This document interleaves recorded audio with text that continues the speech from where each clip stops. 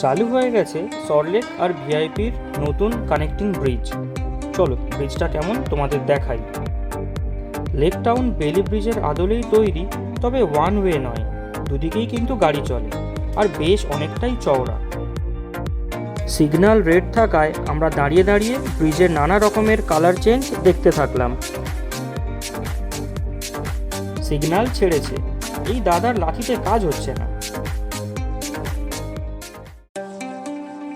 অগত্যা সাইড দিয়েই বেরিয়ে গেলাম।